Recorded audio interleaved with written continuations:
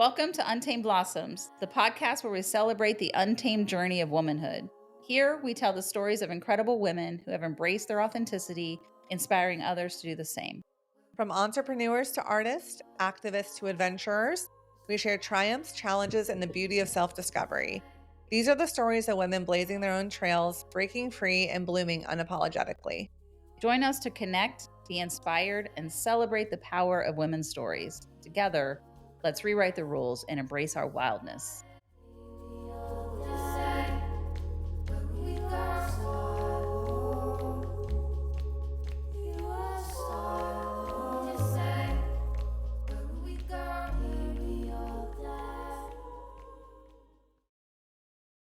Welcome to Untamed Blossoms. I'm your host, Amanda Riley. And I'm Christy. Welcome to the show. I know it's only been 7 days, but I feel like I haven't seen you in 7 years.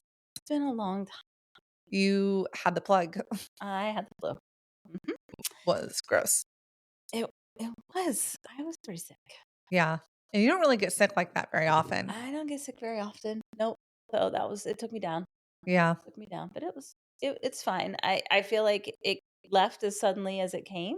Yeah. And so just all of a sudden yesterday I was like, and it's mostly gone. I have a little bit of a cough that's left over, but like it came and gone hardcore. So really fast. Too fast, too furious, one might say. No. I clearly needed the rest. That's what I told my husband. Yeah. So just chill out. I spent way too much time watching television and on my phone. My eyes hurt, and but I couldn't do anything else. I was so tired. Sometimes you just have to work with what you have. What about you? You've been busy bee. I don't even know. I know that I should, and if you listen to other episodes, you're thinking, is this bad behavior, Amanda? But it's not. I've been at 100% full speed ahead right now between podcasting things, realtor school, work. Just literally been waking up, gymming, and then doing that until like 9 p.m. at night. Like every night at 9 p.m. I stop no matter what. Mostly because I start at 9 a.m. and I'm like 12 hours is enough. Is plenty. And that's after I have already gone to the gym. So I'm just trying to keep routine, keep my head down. I pulled a lot of tarot cards at the beginning of this year, and February has shown up over and over again as boundaries. And that's the main thing I've been focusing on, is not feeling bad for setting boundaries around my time. Yeah. By the time this episode airs, it will be March. So I'm excited to see how that went. Listen back to this and be like, did I or did I not? But we're recording in the beginning of February. So yeah. You're just getting into February. So yeah, days. Yeah. And now I see, looking back, reflecting, I'm like, no wonder boundaries came up so often for February, because I didn't know when I pulled them I'd be in school and how much time that would take. And I'm leaving for vacation on Wednesday, and although I'm really excited, that has put a lot of pressure on this last week of getting things done. And I hate that feeling. It's the worst, honestly. Yeah, feeling like you got to hurry up and get everything you possibly can get done. And I feel like you do 2 weeks worth of work before you leave for a week of vacation. And then you have a whole nother week. Somehow taking a week of vacation feels like extra before and after. So totally. And, I'll still be working while I'm on vacation, but I am also limiting my computer time, whether that be school, work, or podcasting, to 4 hours a day. Yeah. So I'll have 2 hours in the morning, 2 hours in the evening that I'm allowing myself to work. But other than that, I know I need a rest. Like I'm going to crash and burn otherwise. Right. But I do have a goal to be done with school by the end of this month. Funny, when you don't work at a corporate job, there's so many blessings. One of them that is not a blessing is you don't have PTO. Right. So you don't work, you don't get paid. And that's not something I can really do right now. But I think putting boundaries on myself, even to say I know it's enticing to want to do this more than 4 hours a day, but that's all I get. Yeah. Y'all need the sunshine. Yes. Yeah. Sink your figgies into the sand. Mm-hmm. Get yourself in the ocean water. Yeah. Lots of long, long walks on the beach. It'll be very, very good for you. Yeah. I'm very jealous, really. That's all I want in my world right now is sunshine. Hopefully soon. Hopefully soon. Yeah, Hopefully it's 60 March. degrees here in Ohio today in February, which is this is when we start having really odd weather, and it can be spring, but where it can be 60 degrees today and tomorrow will be 21. Yeah, like, it might And snow on Thursday. I'm pretty So sure that's what it's going to be. Yeah. And so it's yeah. really strange, but like I have this little swing in this big tree outside, and I just Mm, went out there and laid on the swing outside, and it just take advantage of the time when you get it, when yeah, it's slightly warm out in the middle of these you have to. horrendous months. Who knows when you'll see it again, I know, honestly. I know. Uh, Crazy. I well, know. I'm so excited for our guest today. I know. How did you I find I her? just stumbled across her Instagram account. She came up on my feed, and I was just immediately drawn to her. I was immediately drawn to her story, and I'm like, "What a bad bitch Love this that. is," you know? Yeah. Like, and she's her name is Kelly Conroy, and she is learning at as a mom of 2 to be a rally car driver. Wow. Bought her own rally car, has done all the work on it, learned how to become a mechanic on it, has built it out, and then raced. And so I can't wait to hear her story. And she was terrified. She'd never driven a stick before. So if you don't know about rally cars, I know she's gonna. I didn't. I had to go look it up. Yeah. And so they're these older, just certain types of cars. Hers is a BMW, but it's like an '86 or something. Like they're vintage cars, Yeah. and they're souped up, and they're on dirt roads out in the middle of these crazy fields that they've turned into these things. And yeah, you're racing on these dirt roads against other people. And it looks wild. And it was terrifying for her. And she did it anyway. And I'm like, Wow. what a bad bitch. I need to talk to her. Oh, this is going Like, to be we so need to have her on. Yeah, exciting. yeah. And the fact that, similar stories to what we've heard. You're older, you're married, you have kids, and you just totally lose your identity. And this Yeah. was really her figuring out who Coming back to coming self. back to self. And so I Yeah. can't wait to hear, where her journey took her and how she landed in rally car driving. But yeah, I reached out to her and she was so excited to talk to us. And so yeah, I'm real excited to talk to her. Her messaging is great on her Instagram page. So So exciting. All right. Hello, Kelly. Welcome to the pod. Hi, thank you so much for having me here. hi. All the way from California. Cali. Can you All the imagine? way. I love California. Have you been? Yeah. Yeah. Whoa. And Yeah. your husband is from Ohio. Is that right? Or works out of Ohio Yeah, sometimes? he travels a lot for work. So yeah, he was just out there. But yeah, I'm like California born and raised. So it's been good to me. Yeah. Nice. Yeah, I That's love great. California. I love it out there. It's like the mountains meet the ocean everywhere you go. It's just so many cool Yeah. places out there. Yeah. That's true. It's good. Were you guys, I'm sure not in the exact area, but affected at all by the wildfires? No, oh my gosh, so scary. I mean, Yeah. being a Californian, it's kind of like eh, wildfire season, right? We started saying wildfire season like a few years back, and now it's just like there's no season to it anymore. It's just like kind of constant threat of wildfire. Um, but no, we're like an 8-hour drive from the LA fires. We're up north more.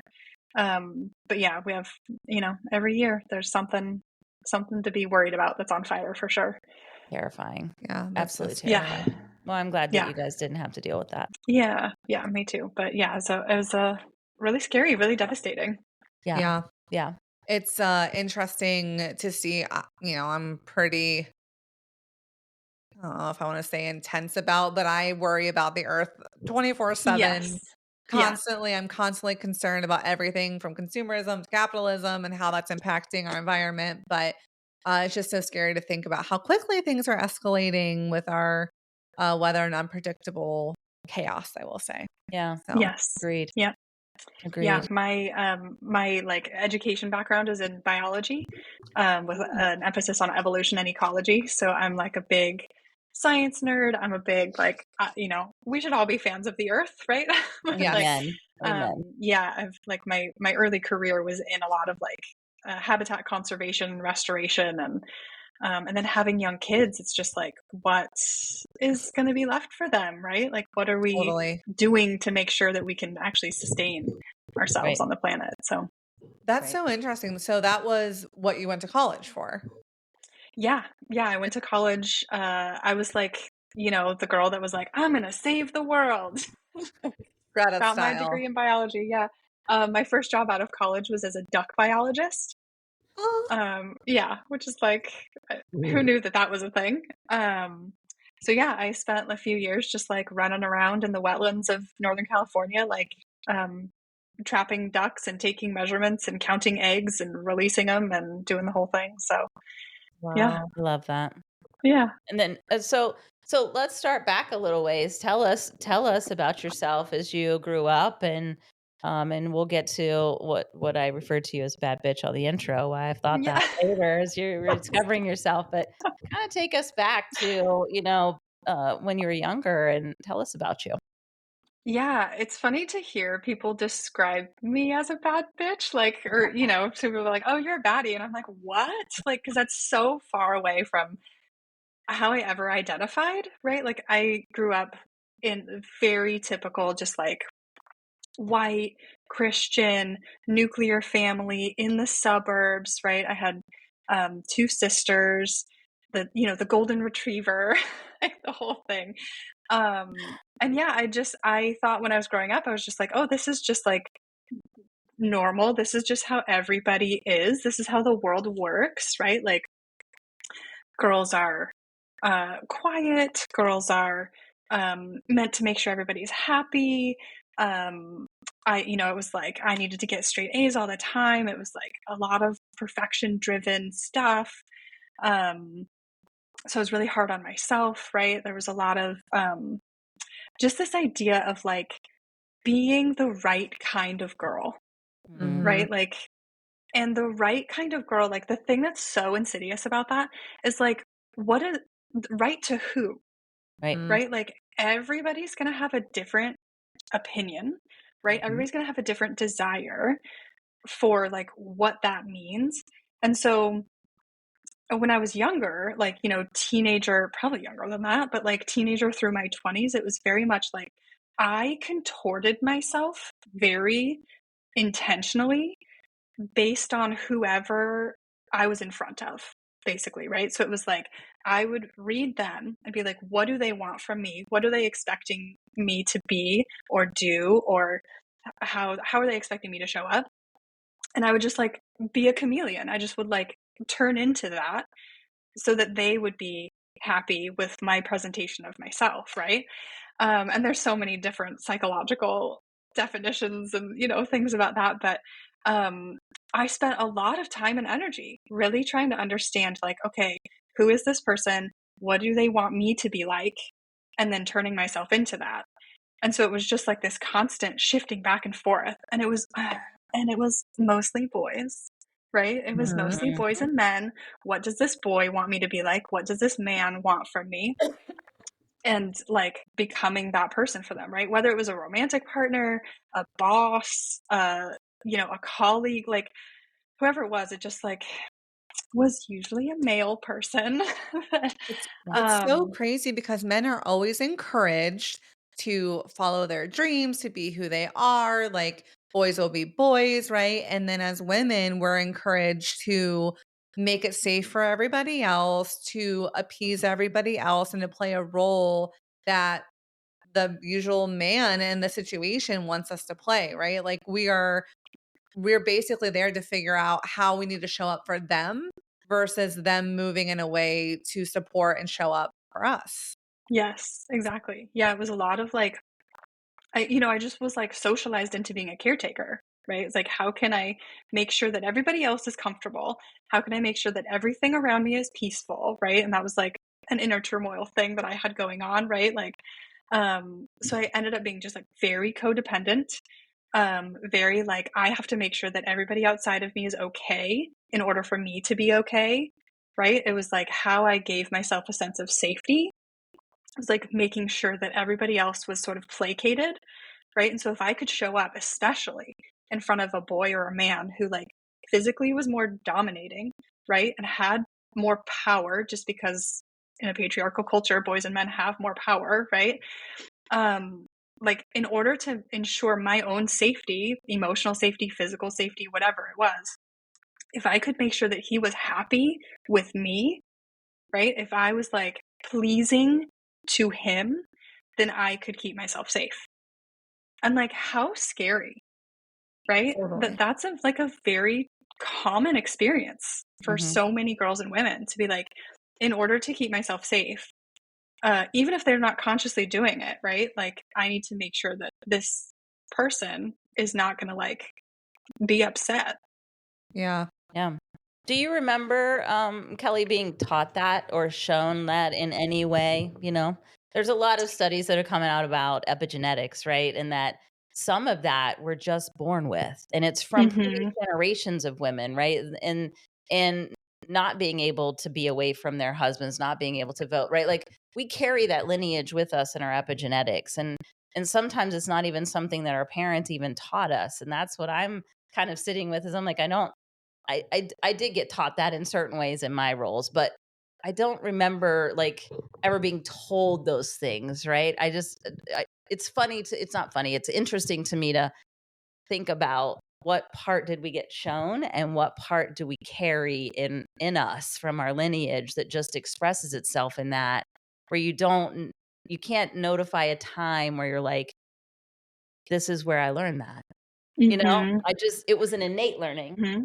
Yeah. So, Yeah. You learn it, whether it's like through observation, right? And so many of the things, like the way that our brains develop and stuff, so much of it is earlier experiences or like epigenetics, right? So there might not be like a specific learning experience that you would remember, but I think about my lineage all the time.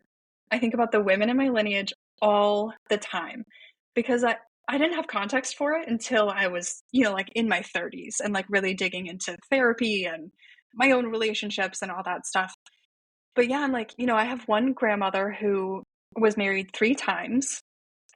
And then I have another grandmother who was married and her husband divorced her.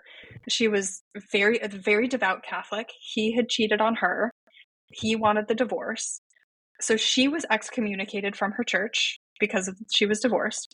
She lost, essentially like her family because they disapproved of the divorce. Like she lost so much and it wasn't even her choice. But again, like the only safety she had was to be attached to a man, right? She couldn't yeah. have a bank account. She couldn't own property. She couldn't do any of those things. And so then the man that was supposed to be her safety took that away and she lost her whole community. She lost everything, and she never remarried. She never even dated again.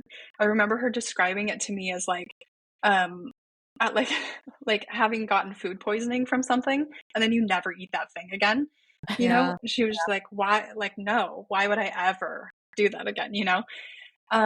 She lived to be 96 years old, by the way. Wow. Like, and then my other grandmother, yeah, was married 3 times again because it was like she had children. She needed financial security. She needed some stability, right? And the only way she could access that was through marriage. And her first 2 marriages were horrible. They were just like abusive, alcoholic, terrible men. She became a mom at like 19. And so it's just like I think about those experiences all the time and I'm like, these women are still living through me, right? Mhm. Like they're my ancestors. Like they're looking down at me now and saying like, let's do it differently, right? Like let's shift this. Like let's not carry that anymore. Like let's not let that hold us down anymore, right? Yeah. Good for you. It's a Thank you. A lot. lot It's of hard work. Good for so much you. work. It's a lot of hard work. Yeah. Good for you. Yeah. I was gonna say, we whether the work be through finding community, doing like we do human design, astrology, therapy, like there's all these ways to kind of understand where these traumas and where all this stuff stems from, right? And I find it interesting to talk to women who have done some of this work and it's just like it never stops. You never stop Mhm. like learning where did this come from? Like where is this wound living? Like how am I showing up differently? How am I breaking this generational familiarity with this trauma? And I recently heard someone say women would really thrive in community without men. And a man said, well, who's going to protect them? And the women said, protect them from who? Yeah. And I was like, damn, right? Yeah. Yeah. Right? Truly, because I think our nature is to be loving and love and care and support and all of these things. And when you have to do this work, you have to take a look at how that patriarchy has not only entered your life and how it influences your life, but then everyone before you. Mhm. Yeah. Yeah, and it's so interesting because, like, I don't know how, right? Like, given my lineage, given the lessons that I, picked up or quote unquote learned growing up, like, I don't know how this happened, but I have just a wonderful, wonderful husband. Like, my husband is my just like number one, like, you get it, you go do it. Like, get out there, live the life you want. Like, all he ever, ever, ever wants is to support me and encourage me and like help me, like he just wants to watch me live my life like a happiest, healthiest, biggest way possible. And so it's so interesting because I could talk about patriarchy and just the terrible things that it has done, right, to men and women. But then, like, I have this experience of this man who is so wonderful and so, so good. And sometimes I forget that I'm like, oh, that's not the typical like Yeah. experience for a lot of people, right? Like a lot of people don't have this level of support from their partner. And then I get mad because I'm like, why is the bar that low? Like, Yeah. why isn't the bar, like where he is? So yeah, it's an interesting place to live where I'm like, I know that and I've experienced that side of it. And then I also have this like wonderful supportive place at home. And so it's interesting to straddle the two. Yeah. And I think it's interesting too because the movie He's Just Not That Into You, Hmm. right? And at the beginning, they're all like, I have a friend Yeah. who and this lore starts within women of like there's this great, great guy out there. And there's these wonderful things. I knew a friend who knew someone whose sister knew someone. And we create this atmosphere of what a great man could look like. And Hmm. that then allows us to accept bad behavior from men Hmm. and make excuses for men. But then when you find someone who genuinely is in supportive and care, I always find the story that you say or whoever who has that supportive partner, it's because the man decenters themselves from the woman's life. It's Hmm. all about decentering, right? Like he is centering you and your experiences and your desires and things that you want to achieve. That's what he's centering in your relationship. And that's so beautiful. And that's really what it boils down to is how is that person then supporting the woman in their life and saying, like, it's not about me. It's Hmm. about you and your dreams. I'm going to support that. And then that brings us together as a partnership Hmm. and we can thrive together because I'm not the center. You're not centering me. You're not, as you mentioned earlier, changing your emotions and trying to appease and like feel how to be small and like figure out what needs to be done so that you feel safe. Like all that's decentered and you can focus on you and your dreams. Hmm. Yeah, and I get to just be myself, right? Like you're totally right that that kind of like it's like dangling a carrot, right? Where so many girls and women are like, if I just try harder, if I just like wait a little longer, like if I just change this thing about myself, right? Or like then maybe he'll magically turn into the guy, right? Yeah. And yeah, like with my relationship with my husband, I'm like I never had to like try to prove anything to him. I never tried to, I never had to prove that I was like good enough or that I was the girl that he wanted. I never had to like even ask for, the level of affection or commitment or anything. It was like he just gave it to me because he had it for me, right? And it was like the most backwards experience of my life because I had never experienced that with anyone else, right? It was always like me chasing, me begging, me trying, me doing more to try to like make it better or like make the guy yeah, like who, want me even. And yeah, then my husband was just like I asked him I'm like, why? Like why are you, that way or like why are you so nice to me, And he's like, because you deserve nice, you deserve it because I love you. Like he gets so confused when ask him those questions because he's like, what are you talking about? Like, I just love you and this is how you treat somebody that you love. And like, so yeah, it was disorienting for me at first. But do you feel like that's been the gateway for you to really heal? yes, I started going to therapy after he and I started seeing each other, and my reaction to our relationship, because it was so confronting the way that I had been existing in relationships, I flipped out. I flipped out, honestly. I pushed him hard away from me because I was like, I don't deserve this, right? Like, this makes me uncomfortable. I don't know how to operate within this dynamic. I was so stressed. I got shingles. I was like 26 and I got shingles. Gosh. It was so terrible. And so I Like, was my like, body's literally reacting Yeah. to the fact that I don't believe that I deserve this. Like, yeah, yeah. wow. So I was like, oh, I obviously have like a stress problem. Like maybe I should go talk to someone about how to deal with stress. And I remember like going to therapy for the first time, and she was just like asking me like the basic therapist questions, right?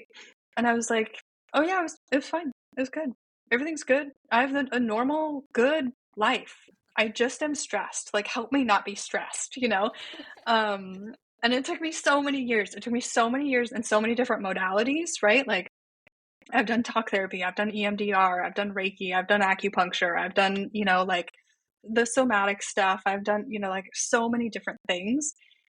Um, just to try to unearth it all, right? And you're right, like Yeah. it never ends. We're always learning ourselves, we're always discovering a new part of ourselves. There's always more healing to do, right? Like I went into it at first with like, just fix me. It's a goal. Like, Yeah. just I've got a goal. tell Let's me, get to the yeah, end. Yeah. yeah. Tell me what's wrong. Tell me what to do about it, Yeah. and then I'll be better, right? And then I'll be Right. fine, and I can live the rest of my life.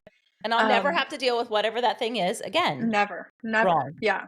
Wrong. And now I'm like, oh, it's very much just a spiral, right? It's like you Yeah. start way up here and then you go deeper and deeper and deeper and deeper. And Yeah. so I have accepted You that keep now. bypassing the things that you became aware of. You circle back Yep. around, you're like, oh, there it Yep. is again. The concept of like big T trauma versus little T trauma. And I think what you said is just, it's obviously not funny, but it is so common that women are like, what do you mean? I like wasn't beaten. I wasn't Yeah. neglected. I Mhm. wasn't left in a room by myself for days on end. I was fine.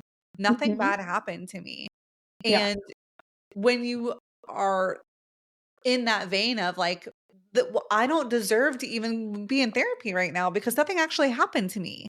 Yes. And then you start talking, you're like, well, I'll be damned. Yeah. Whole time. Turns out. Every statement that person said to me, every situation where I was forced to act a certain way, that all builds to something of how you're showing up in today's world. Yeah. Yeah. And it's like, yeah, I think especially when people are like, oh yeah, like as a kid, I wasn't abused. I wasn't like I always had food. I always had and that's a tricky thing for me because I'm like, I have so many privileges, right? Like I'm like the white cis hetero, like partnered. I've got all the privileges, right? Except for being a man. And so yeah, trying to really like reconcile the fact that yes, I have all of these privileges and I still have healing that needs to be done, right? Like I still am living within systems that were not built for me, right? I'm still living within systems that oppress me. And so then but yeah, then you get into the comparing game of like, well, look at, every black person in America. Look at, trans people in America. Look at, like the entire LGBTQ community. Like, but that's the thing is like we all deserve healing. Like we all deserve love, right? Like we all deserve joy and rest. Even the white cis hetero men, right? Like they are also impacted by these systems that are harming them, but in different ways, right? So like, yes, they have the power, but they also have so much pain that is not being addressed. It harms everybody. And until you can heal yourself, you can't show up for a community and you can't show up to be a good advocate and ally. Like you can't do any of those things because you're still held back by your belief system. Like if you can't understand how patriarchy impacted you in your life, then how can you understand what a Black woman feels like? Exactly. Right? Yeah. So it's like, Yeah. it's all like heal yourself to heal the world. Totally. Yeah. Oh my God. And like that really, like, yes, getting into a relationship with my husband was kind of like the initial push, right? That facilitated me like doing all the therapy and all that personal work. Becoming a mom just like it lit everything on fire. I was like, I thought I had done a great job at healing. And then I had a daughter and I was like, oh fuck. Like Yeah. I don't know what I'm doing. I don't know how to model, I don't know how to I don't know how to not pass down this stuff to my daughter because it was so deep, right? It was just like in my actions. It was in my like subconscious things I would do. And I'm, just from experience, I'm like, I know that kids are like, they'll notice, they'll learn more from watching you than from listening to you. Right. Right. So I was like, oh boy, all the wounds came up when I became a mom. Kids are That was your greatest teachers, girls. Yes. Ladies, Yeah. your children will be your greatest teachers in your lifetime. Yes. Yeah. They show you So all that your really, shit. All of it. all of it. Sometimes way more than you want at one time. At one time, all at once. I'm like, All at please, once. no more shit. I have two kids. Yeah. Okay. So I've my daughter's my oldest, and my son is younger. And so that's another tricky thing because I'm like, oh, now I'm raising one of each, right? So now I get to see those dynamics and how different that is. And having never had a brother, right? I only had sisters. So yeah, it's a tricky beast. Trying to teach her to like. My son is very physical, right? So he just is like pure. I joke all the time, but he's just like pure core. Like he is just like a absolute wrecking ball, and he will tackle. They're 4 years apart. He's 3. He will tackle my daughter, who's 7, almost 7, like to the ground, no problem. He could tackle me if he caught me off guard. Like he could take me down. And he'll tackle her and just like take her to the ground and they'll be like wrestling and playing and he'll just like literally WWE style, just like bouncing on her, like slamming on her, and so I've had to be like, Hallie, like don't let him, if you don't like that, don't let him do that, right? Trying to teach her like how to use her words to protect herself, right? Trying to teach her to listen to her gut, that her gut is telling her like if she's uncomfortable around a person and like you do not have to be around that person if your gut tells you you're uncomfortable around them.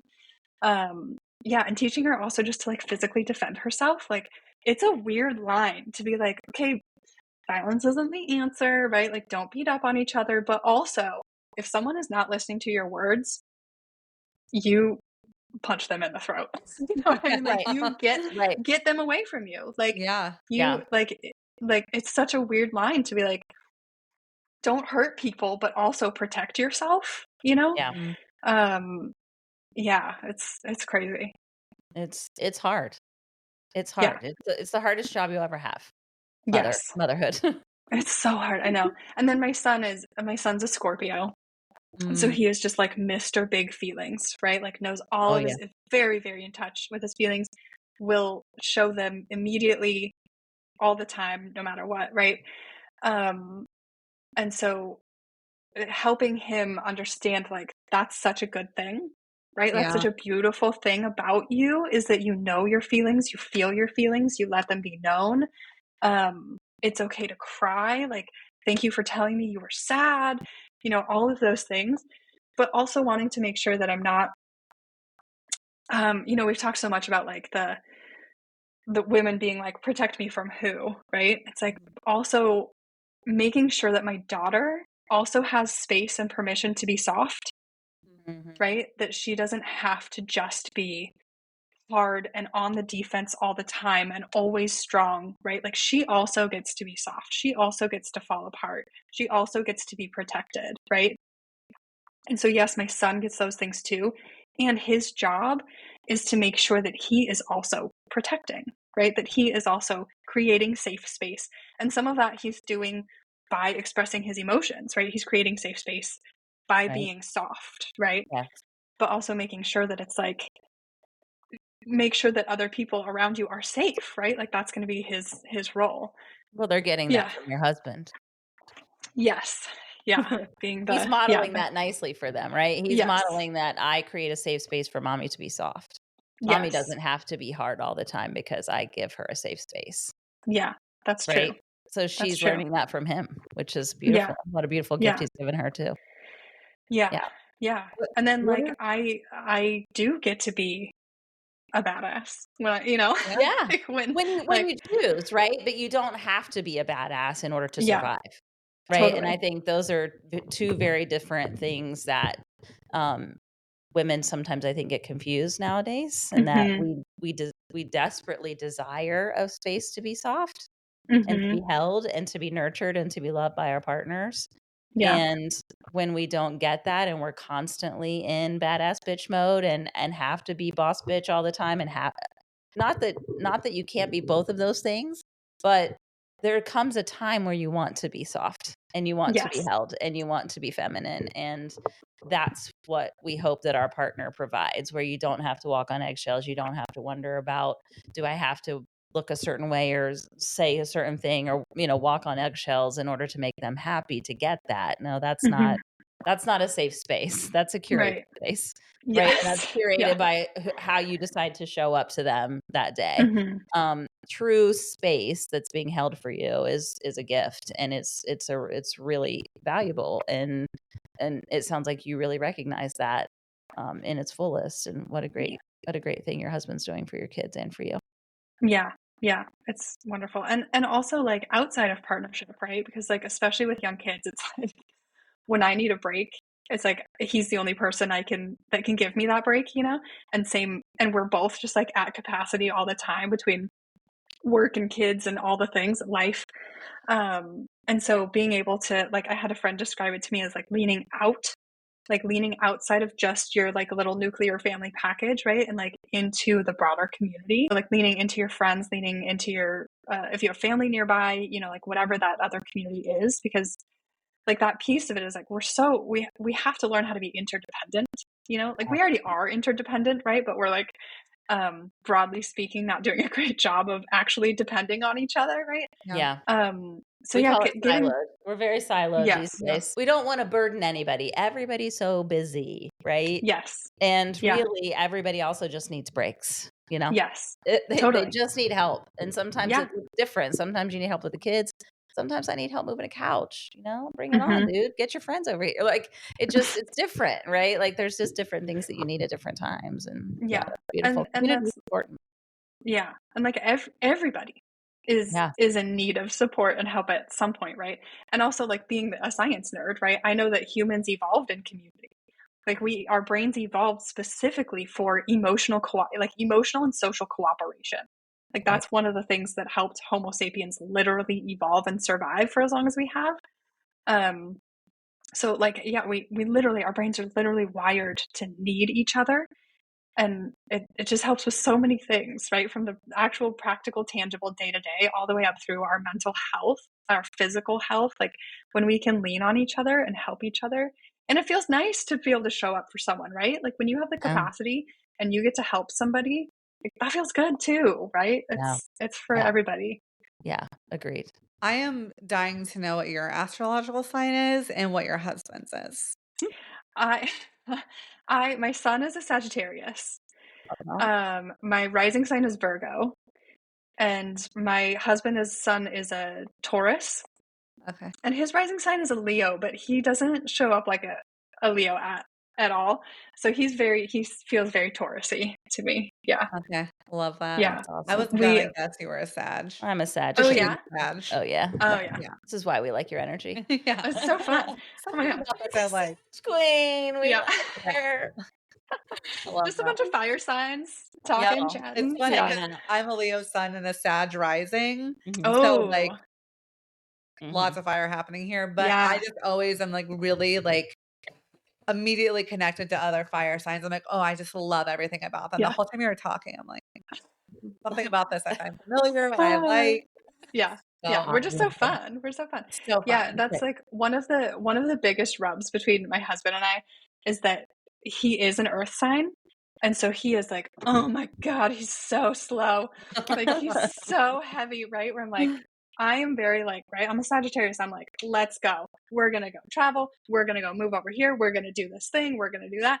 And he's like, it just like, I describe it as like, it's like me trying to roll the boulder up the hill to get him to do, and it's like, we need each other in that way, right? Like he needs me to like light a fire under his ass, and I need him to ground me.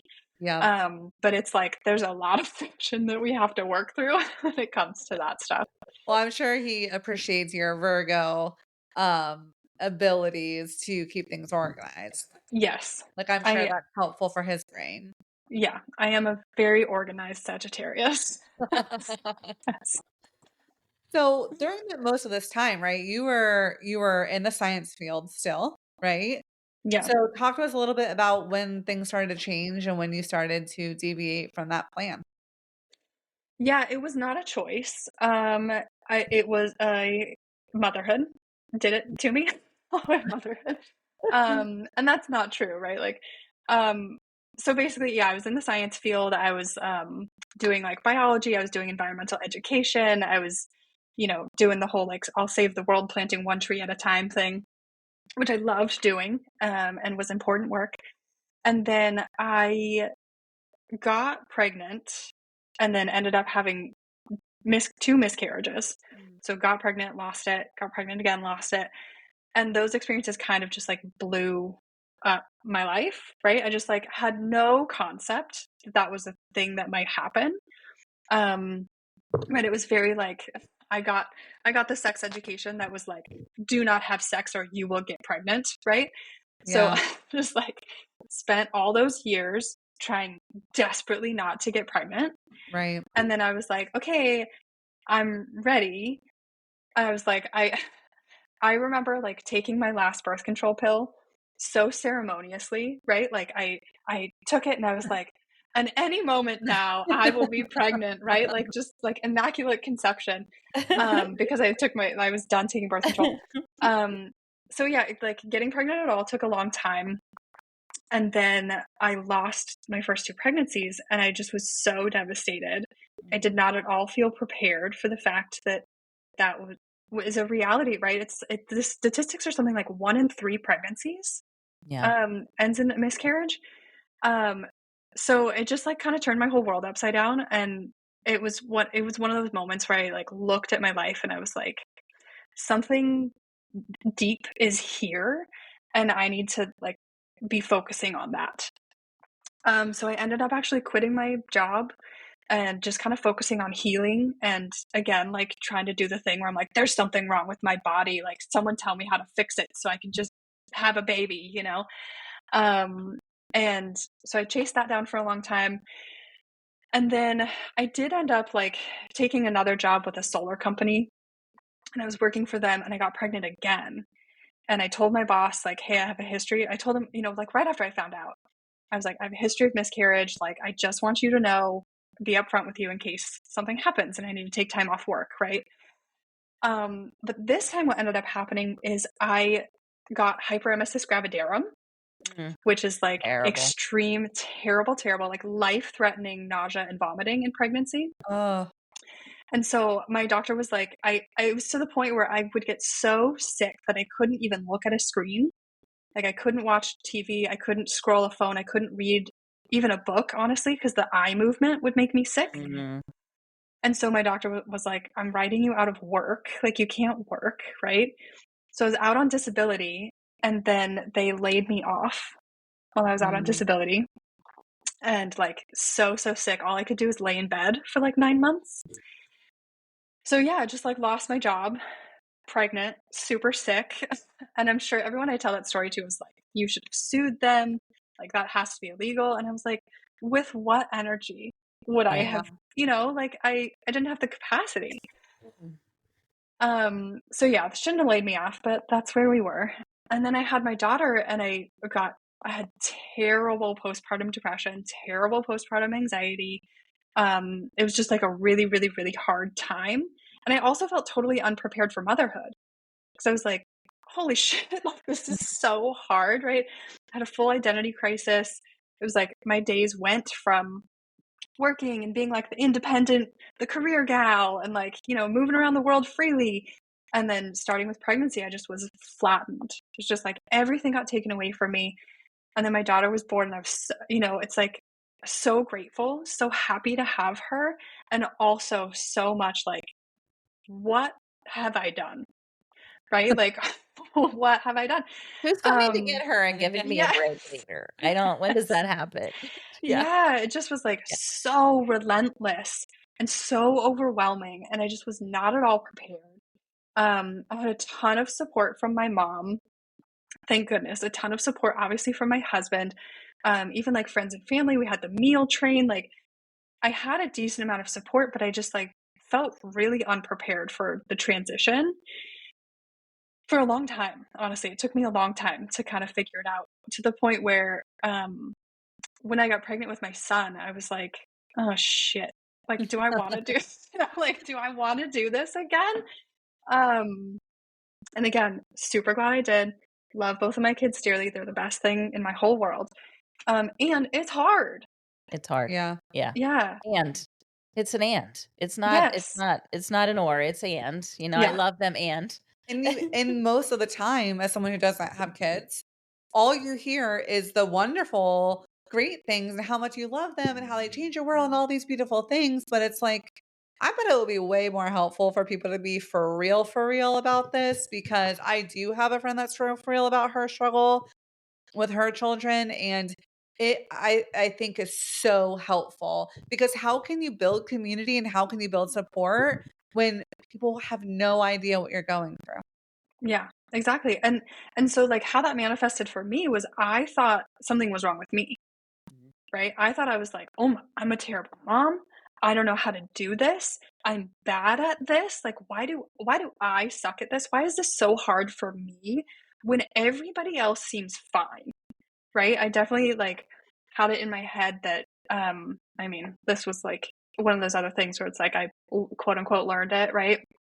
Where like motherhood was just the most natural thing a woman could ever do, right? It was what Mhm. my that's what I got really mad when I like wasn't getting pregnant, or when I like had my two miscarriages. I was like, why is my body broken? This is what my body is designed to do. This is the one thing, right? I got so mad at my body. I was like, this is the one thing you're supposed to do, and you're not fucking doing it. And I Yeah. was like, what a backwards ass thing to think, right? Like my body is meant for so much more. And then what a beautiful thing that it might possibly have the ability to create another life, right? Like it was, you know, that should it infuriates me that it's like we think that our one and only job is to reproduce. Like that's Well, so, it's you know, tied our into religion, it's tied into yes. capitalism, patriarchy, like all of the structures that are put in place in the world that we live in is based upon you being able to have a baby. Yeah, Because if there's no babies and children, then the rest of this world can't run on the structures that they put in place, right? So exactly. instead of being like, this is beautiful, you're magical, you're a fucking portal of Yeah, light, like instead of these like ceremoniously beautiful things that, like you said, may or may not happen. Every woman's different. yeah, It's a possibility, not your duty. yes. Yeah, not your duty. And like, yeah, it's just such an insidious thing to be like, if you don't have kids, then you're like, again, the right kind of woman, right? Like that's so gross. Like our lives are meant for more than that, right? Like it Well, should be whatever, yeah, whatever you want it to be. right. I learned um and a nurse for 27 years. Mm, I learned this week. Okay? This week. I'm 53 years old. This week, y'all.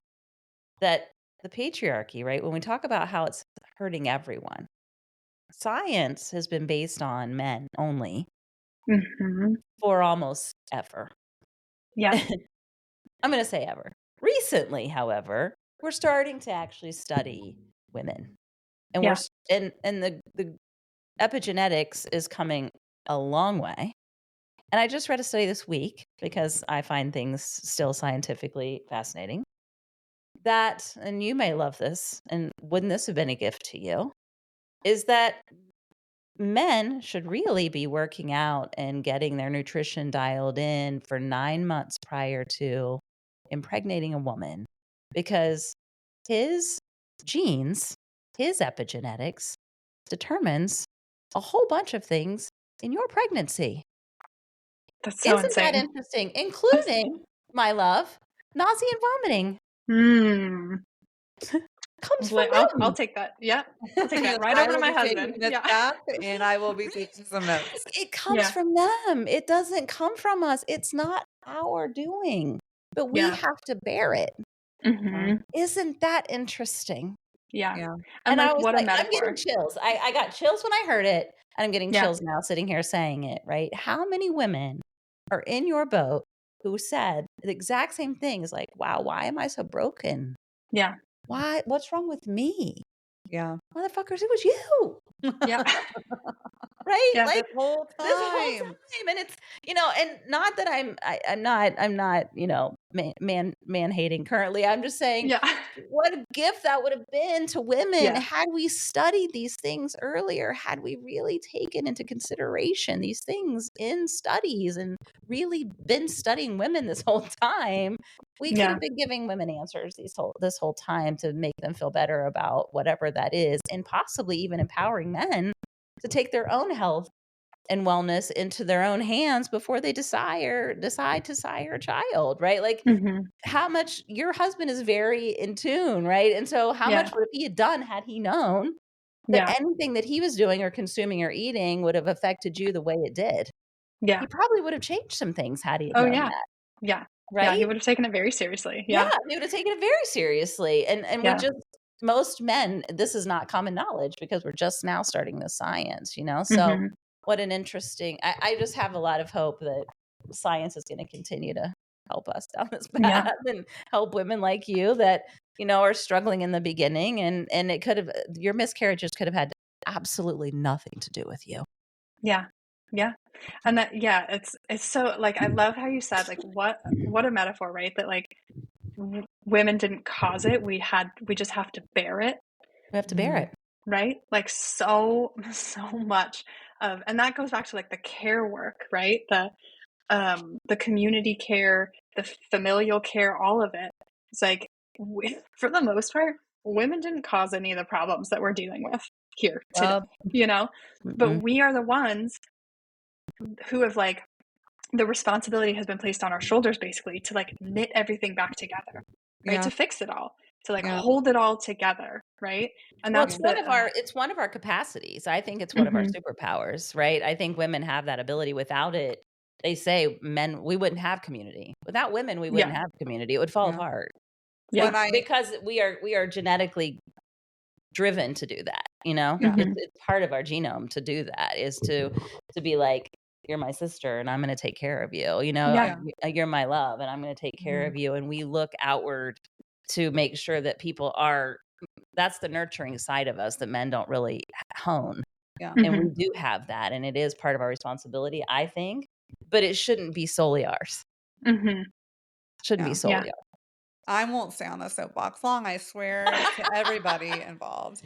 But, right now it's happening with all reproductive rights being stripped from the White House resources. And also, as of yesterday, the CDC took down all resources for women's reproductive rights and any sort of care when it comes to sexual health for women. It's just going to continue. Like, I'm so hopeful for science, but right now is like a time that women have to be very vigilant about what's going on because we are currently and actively being stripped of all information that will help us in this area. So it's just so important that we continue having conversations like this with Mhm. other women and continue sharing what we know because literally it's being erased as we speak. So Yeah. Yeah. Oh, scary. it absolutely, yeah, is gonna come back to the community piece, right? Like the grassroots connections, the grassroots education, the grassroots community and support, like all of And those things women's are groups are picking all that information up and creating their own sites and being like, "Screw you." We're yeah. gonna, like just continuing to put the pieces back together. So Yeah. Yeah. And powerful. just like no longer being able to expect that some overpower has our best interest in mind, Yep. Right. right? Like we have to Right. have each other's best interest in mind. Yep. Yep. Yeah. Totally. Agreed. So Agreed. I have to know how you took a hard right then into what you are doing today because whoa, that was so cool to see. Yeah, it was a hard ride. It was probably like the hardest. Yeah. So everything that we've talked about so far, right? I was like really good at performing the good girl. I was really good at, being a mom. I was really good at just like planning that, just kind of showing up in that like perfect, like expectations met like role, right? Even with a very supportive husband who just wanted me to be myself, like it was so just in my head of like, these are the things I have to be. These are the things people expect of me. I have to have all my shit together. My kids always have to be perfect. Dinner always has to be home cooked. Like there can be no dirty dishes in the sink. I was just kind of like driving myself crazy. And I think it was because I had lost so much of myself in those early days of motherhood. Right. I had lost my work. I had lost my sense of identity. I had kind of lost touch with just who I was in every facet. And so I just went like real deep into performing motherhood really, really well. And I was like, well, that's not me, right? That's not who I am at my core, in my little Sagittarius heart, right? Like that doesn't actually line up with It's who one of I my want to roles. be. It's not me. Yes, Yeah. exactly. And I had kind of turned it into me, right? Because that's what I thought was expected of me. And that's where I thought I had any sense of control, right? Where it's like, okay, if this is what I have, then I'm going to control it so that I'm really, really, really good at it, right? But I just was really unhappy. I just was really like, I was not a happy mom. Everybody is short with their kids sometimes, but I just like, I wasn't present. I just wasn't like delighted in them. I just wasn't the mom I wanted to be, on top of also not being the person I wanted to be, right? Like I had been an adventurous person. I loved to travel. I had, like gone skydiving. I had done, like done all this cool stuff. And then it was like, and then I just was like a mom in suburbia, and I was so fucking bored. I was Mhm. so bored. Oh my God. Speak it, Sag Queen. Uh-huh. Yes. So bored. Um, and then that grandmother that I talked about that lived to be 96, who never remarried, when she passed, which was fairly recently, it was like all of a sudden I just was like, oh my God, this is temporary. Like this life that I have is temporary. And if God willing, I get to live to be 96, is this what I want to look back on? Like, like if I keep going like this, am I going to be pleased with myself when I get to the end? You know? And I just was like, oh my God, this isn't what she would have wanted for me, right? She was like my number one cheerleader. Like one of the things she always used to do is like me and my sisters would go visit her, and we would, like my little sister, like when she left college, she dropped out of college, and she told my grandma, and my grandma was like, good for you. Good for you. Like you follow your heart, or if like when I would break up with a boyfriend, she'd be like, good for you. Like she just was so, like in her way, just wanted and encouraged and supported us to be the fierce and like whole people that we were, and to not like have to depend on men the way that she did, right? To not have to carry the burdens that she had to carry from her generation. And so, yeah, when she died, it really shook me up. And I just was like, I got to do something different. I got to do something big. And knowing myself as a Sagittarius, right, I had tried to do all the things that are like quote unquote available to moms, right? I tried to like pick up a new little side hobby, or like join a group, or like do exercises at home, to like get a sense of myself back. But it always felt like I was just squeezing myself into the cracks, and sometimes those cracks disappeared because my kids were having a hard time, or my husband was traveling for work, or there were all these reasons why like those little slivers that I counted on to make me feel like a person would just disappear, and I had no control over it. And that made me spiral, because it was like all of a sudden I disappeared again, right? My last little grasp on myself disappeared again. And I felt like I didn't have any say in it, And so I just was like, what's the craziest fucking thing a middle-aged mom could do? Like, what's the most just out there thing? Like, wouldn't it be so wild And I don't know where rally cars, I don't know what my introduction was to rally cars. I have no idea where it came from. But at some point in my life, I had seen a rally car like flying over a jump. And I was like, that's insane. Like, that's awesome. So I was like, what if as a middle-aged mom, like I became a rally driver to kind of find myself again? And I mentioned it, you know, to my husband and to a friend, and a male friend. And both of them were like, fuck yes. Like, do it. Like, you're doing it. Like, we are here. We're going to make it happen. And so it was really like having that, because it's one thing to have an idea for yourself, right? But it's another thing to have people around you who are like, not only supporting you and encouraging you, but like honestly held me accountable. They were like, let's get on a call. What are our first steps? Like, here, you know, they were like, I honestly, I was so scared. I was so scared because it was so outside of the box. And I had been living in this. You'd never driven a stick yet. No, I had never driven a stick. Right. Yeah. I had no idea how to drive, a manual car, let alone like race one in the dirt, you know? And I was so scared in the whole process. And literally, like when it came to, they were like, oh, there's a rally school up in Washington, there's a couple rally schools across the state or across the states. And Washington was the closest one. And they also happened to have like a women's program. So they would put together like all women's rally driving classes.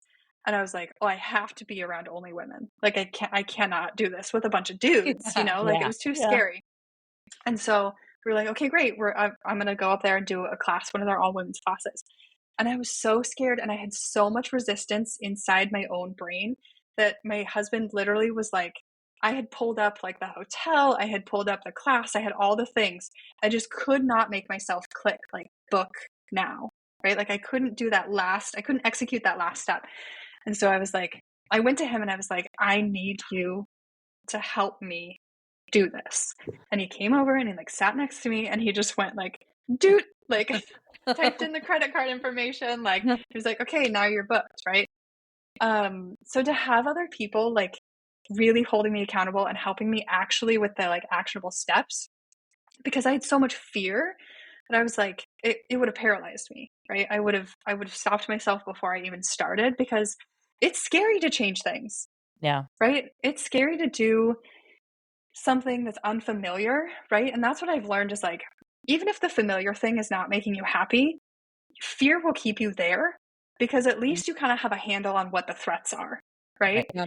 Whereas like if you go do something, even if it's something you want to do, if you go do something that's so unfamiliar and different and new and there's change, like that sets off in me and my little sensitive, hypervigilant nervous system. It set off all the alarm bells. It was like, you cannot do that. Like there is danger out there. Like it's not safe, right? Like it's safe here inside this little house. Yeah, exactly. Exactly. Like you're safe inside your little house with your, you know, like your little kids and your little life. But my whole body, like my heart was just like suffocating, just absolutely suffocating. And so, yeah, I just went for it, man. We borrowed my brother-in-law's car because like who drives a stick shift anymore, right? So it was like, just so happened that my brother-in-law had a manual car. So he let us borrow it. He even like babysat the kids so that my husband and I could take his car. And like, that's amazing. It was so good. So like, just like another, you know, wonderful, supportive man. Yeah, came and stayed with the kids, and my husband, I was like, I'm absolutely not driving it on the street. Like, right, you learn in a parking lot when you're learning stick.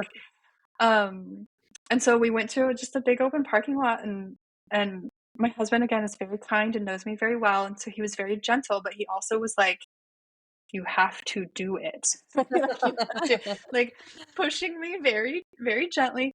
And I cried. Oh my God. I cried so much. And because I've gone through so much therapy, right? And because my husband is like such a safe space for me, like I just sat there and I was like, okay, I want to cry. So just let it out. And I was just like crying and like talking through it. I was like, okay, I'm not going to break the car. Right? Like if I stall, I'm not going to break the car. And he was like, no, you're not going to break the car. And I was like, you're not going to leave me Like, you're not going to divorce me Right. if I suck at driving a stick, you know? And I just was like saying out loud the things that were scary, even though they were so dumb, right? Yeah. Like, there's no logical basis to me thinking that my husband was going to leave me because I didn't know how to drive a stick shift. But that's one of the fears that was trying to stop me from doing it, right? Well, you gave your inside voice an outside voice, right? And I Yes. think Yeah. that's so powerful is it doesn't matter because when it stays inside, no matter how little it seems, you can build that. Don't Yeah. Big story. underestimate what your own mind will do to you. You Amen. know what I mean? Yes. So at least when you say Yeah. it out loud, you're giving that like a verbal, this is what's going on. So someone else can then be like, okay, me telling you, not you telling you, Yeah. this is chill. It's all Yeah. right. Yeah. Yeah. Well, And that's then, not true. Yeah, Bitch, that's a lie. yeah. yeah. Yeah. Exactly. Yeah. Exactly. So yeah, I was like, I'm not going to break the car. You're not going to leave me. And then I said, you're not going to tease me. And I Mm, burst into tears. Like, and I was like, Mm. that was the thing where like it had been living inside me that he was going to tease me, that he was going to ridicule me, that I was going to look stupid. Right. And he just was like, no, you know, just like rubbed my back and just like shook his head no and just like let me sob. And I was like, you're not going to tease me just because I'm learning something new. Like, you're not going to tease me like if I'm bad at something, you know, just at first, like while I'm learning. And it just was like, I let it all out. And I was like, okay, all right, let's try again, you know? And I stalled like 1,000 times.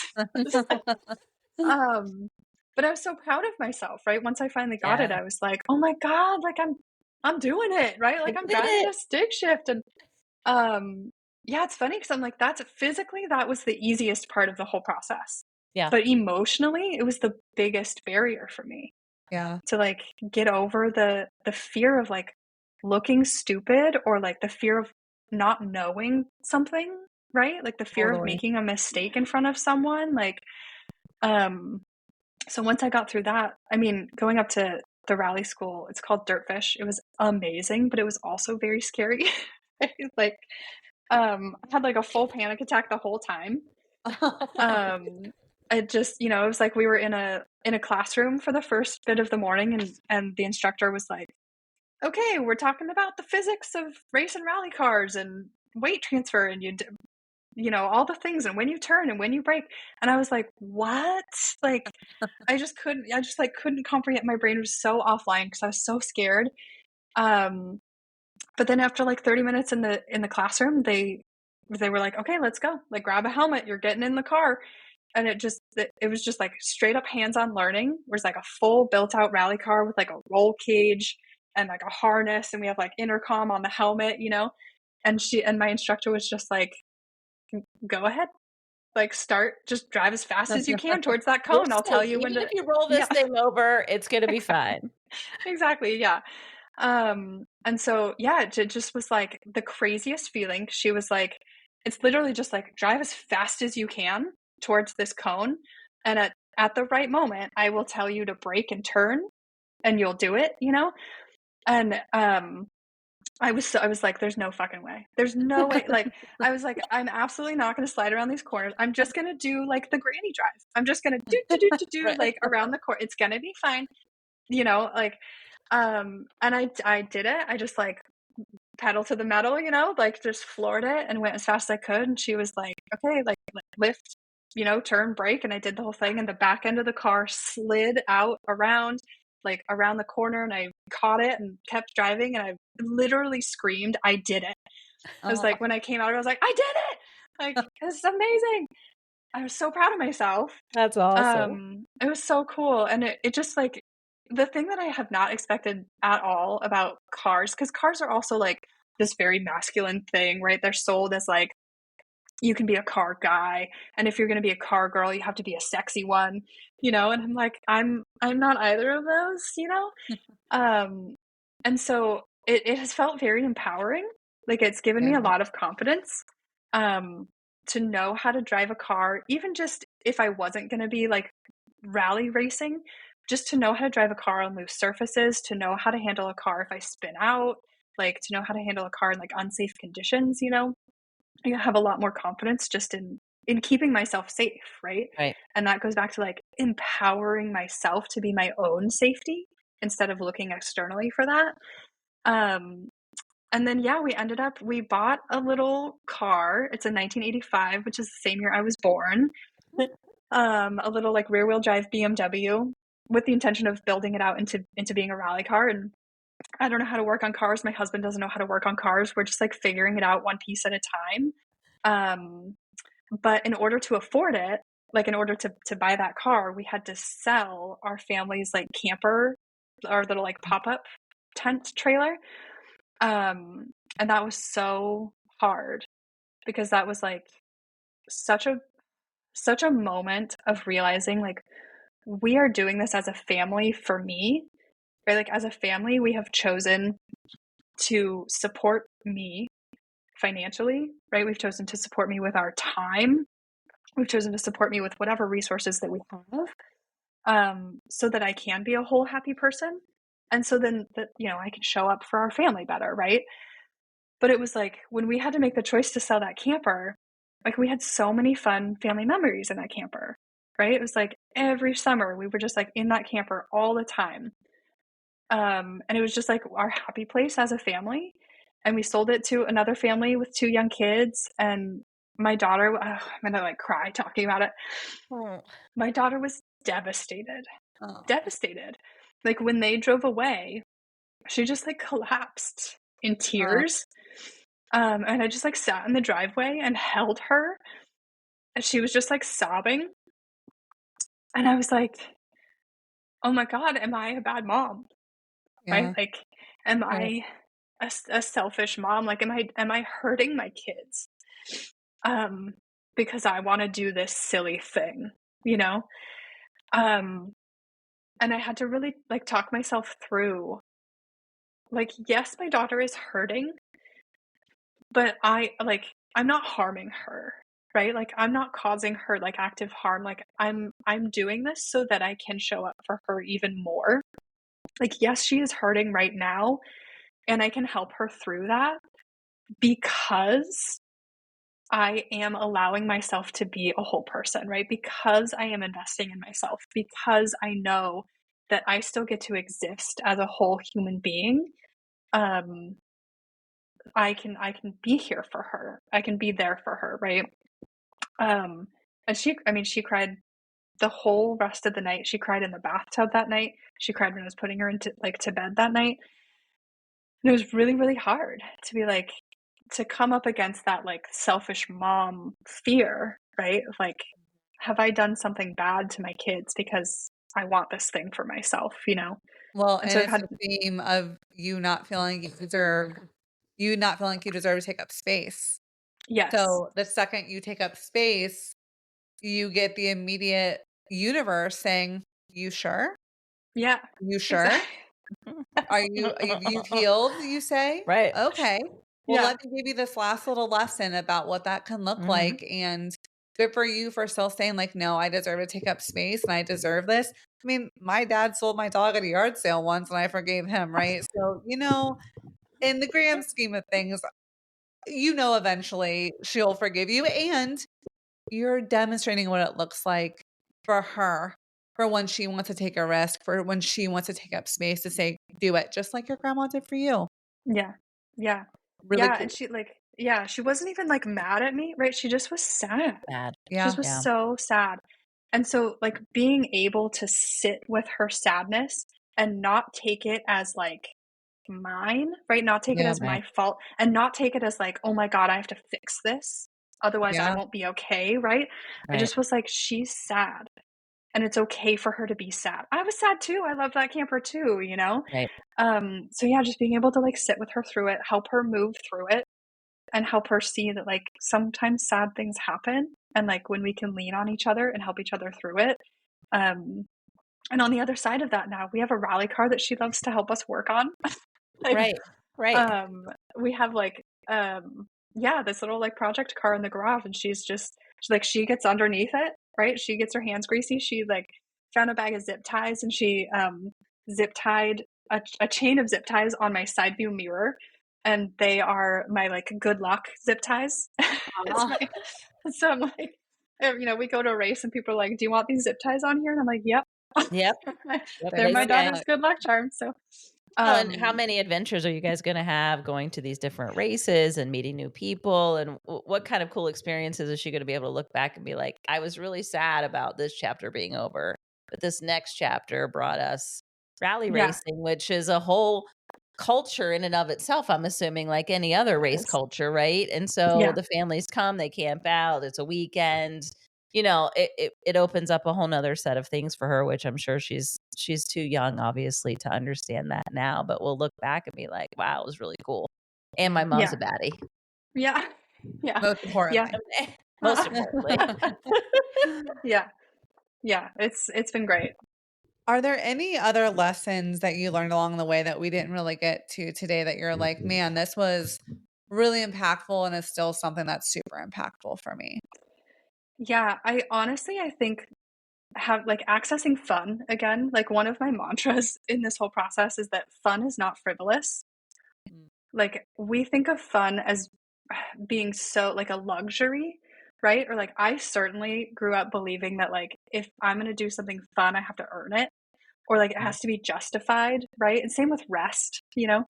Um but fun is like one of the things that makes life wonderful, right? And there's no you don't have to earn it. You don't have to quote unquote deserve it. You know what I mean? There doesn't have to be an ROI attached to it. Like yeah, it's not this frivolous thing. It's this beautiful, empowering, joyful thing. And it helps us, right? We're talking about everything that's happening in the world right now, and well, everything that's happening in America right now. And it's like fun and joy are tools that we have to care for ourselves and care for our community so that we can keep going when things get hard, yeah, right? Like there's a lot of hard shit in life. Just right, no matter who you are, right? No matter what privileges you have, like you will always come up against something hard. And being able to balance that with fun, like being able to balance that with joy and levity is how we get through it, right? It's how we keep up our stamina and it's how we heal, yeah, honestly. Like there's so much healing through play. There's so much healing through having fun together and laughing together, right? laughing. Like Yeah, even when things are hard, it's okay to still also laugh and have fun and make that a priority, right? I would say it's important to do that when things are hard. yeah, necessary, I would say. Yeah. I don't think we put it as our necessaries, you know? It's Yeah. it it's an add-on, it's an afterthought, it's a, "Well, maybe," you know? Mhm. well, and it's Yeah. a very, historically, like, female thing to do, right? Like, it's a very much like a child or like, "Oh, look at the women getting together, like, gossiping and talk," and it's like, no, that's also not what joy is. And it's also we've been forced to be in a masculine space of, like, achieve, achieve, achieve, and be perfect and all these things, and that just doesn't leave a lot of room, like you were saying earlier, when you're just filling cracks with fun. Mhm. The moment something comes up, you assume the responsibility then of fixing, not you, but in the general you, right? Well, now we have to then get rid of our fun Mhm. and do this thing.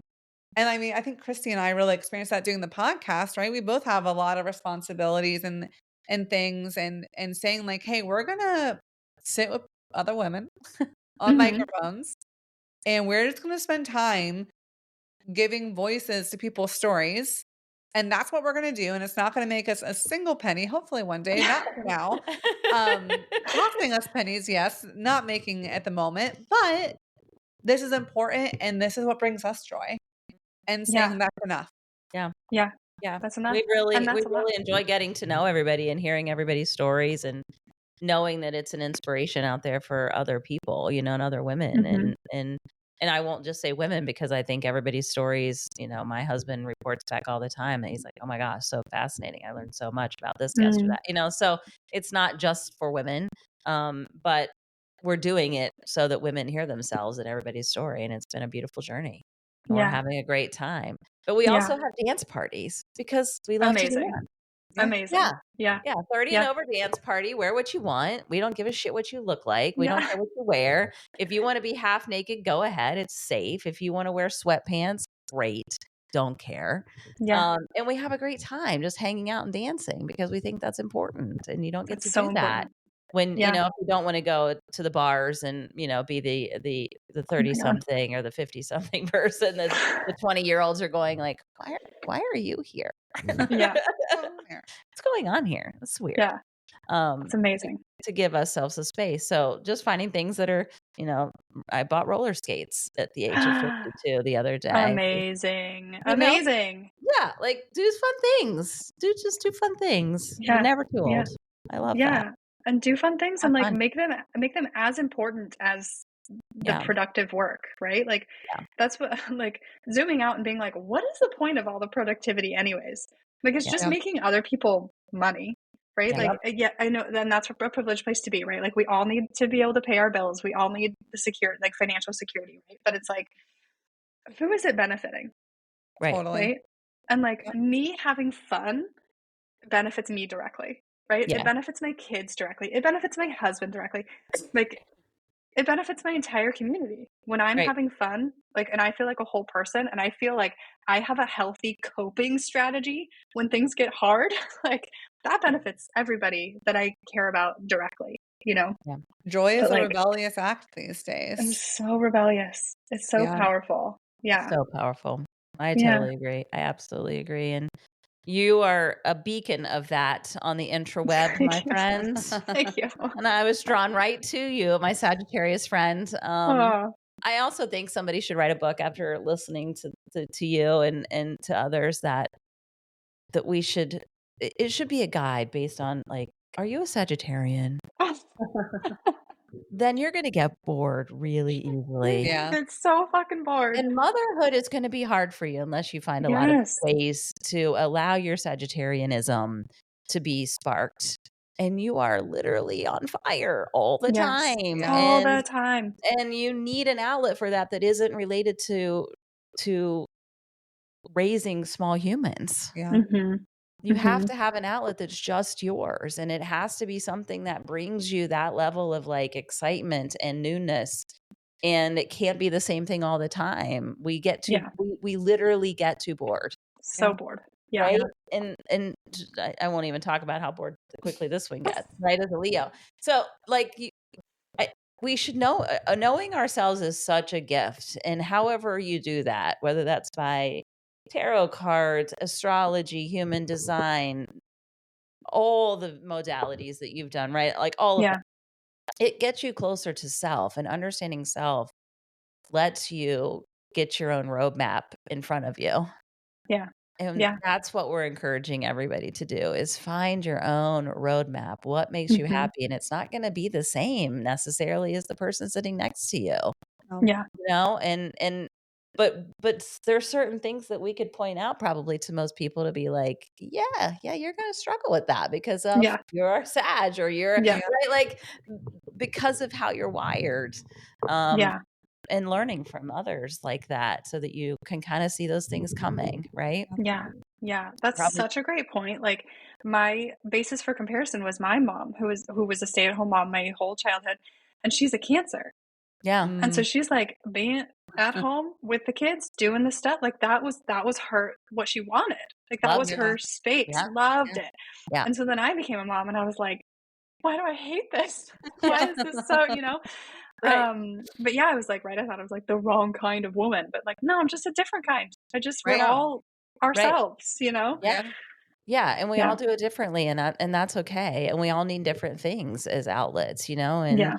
and your mom's outlet could have been that she had her a card game that she went to once a Mhm. week, and that was all that's all she needed, and that's cool. Yeah. Everybody's different, and there's no judgment. But Yeah. I'm a Sagittarius, and I know you, and we're so easily bored. Yeah. That if Yeah. you are a stay-at-home mom and you don't get to see any other adult humans or have any real conversation, and there's nothing that sparks any sort of mental like spark in your brain, you're going to be like, oh my God. Yeah. Yeah. Like you have to have something because that lets you come back to your kids and really enjoy them Yeah. and not Yeah. feel like, oh, I'm going to die if I don't get some sort of outlet soon, right? Like that you don't want Totally. to feel that way around your children. And just knowing that about yourself makes that a much easier journey to Yeah. tackle but instead of feeling like I'm clearly a terrible mom. Like we put these Mhm. labels in our mind that we're comparing to other people, and oh, she's, she's beautiful and she's got her hair done and her makeup done and her nails done and she's got 2 small children and she feeds them organically and she makes food from scratch every day and right, like not everybody is wired to do that. And not that's everyone okay. freaking wants to. Or wants to. Yeah. Yeah. You know, like not that's everyone all has right. the same goal to get through this Correct. life, you know? Yeah. So Yep. we always ask our guests this, and I know you touched on this a little bit, but who are some women in your life that you felt so inspired by and you felt like has really helped you through your journey? There are so many, right? And it's honestly like the answer that's coming up for me directly is like the ones that I'm closest to, like the friends that I have watched go through their own transformations, right? The friends who I have watched them go through their like dark night of the soul, and come out the other end multiple times, right? Like I mentioned like my grandmothers, right? My mom, like watching just the strength and the power of these women that I've known personally, I think helps like kind of hold a mirror to me for what I am capable of, right? Because it's one thing to, we have these like very iconic women through history, right? That we can look at and be like, wow, what a powerhouse. Like what a change maker, right? Like what an amazing influence. But when we put people on a pedestal like that, it's hard to see that we have that capacity in ourselves too, right? We're like, well, yeah, she did it, but I can't, right? But being able to recognize, like in my own life, the women that I'm friends with, my sisters, right? Like my grandmothers who went through so much, like being able to see, like, oh, they're real people. Yeah. Right? They're just regular people fighting their own inner battles and coming out the other side and still showing up to do good work, right? And still showing up for the people in their lives and still showing up to try to improve themselves so that they can improve their communities, right? Like, I think that has been the most influential and the most impactful for me because it reminds me, like, I can do that too. Oh, got you. Where are some places people can find you if they are interested in following your journey? Yeah, I would love to have you in my Instagram community. My Instagram handle is Your Mom Races Rally. Love that. Which is, I think, a hilarious joke. And I am also writing a book, so you'll be able to like get updates about that. Yeah, super exciting. Yay. So you'll get updates about that on Instagram, and then I'm hoping also to maybe have like a Substack soon and some other places that people can reach me. But Instagram is my main place. So yeah, follow along, send me a DM. Like I'd love to connect with people and yeah, just come be part of the Your Mom Races Rally community. Well, we're part of your community, Kelly, and we're watching you, and we're so excited for your journey and to see where it takes you. Thank you. Thank you so much for having me on. Thank you. It's been a pleasure. It's been a pleasure. We can't wait. And when the book comes out, we'd love to have you back on. Totally. Oh, 100%. Yes, please. Yeah. That would be amazing. Awesome. Yeah. Thanks, well, Kelly. Make sure you're giving us a follow on Spotify, iHeart, Apple Podcasts, and YouTube. And we will link all of Kelly's information in the show notes. So thanks, everyone. Thanks, everybody. Love you. Love you.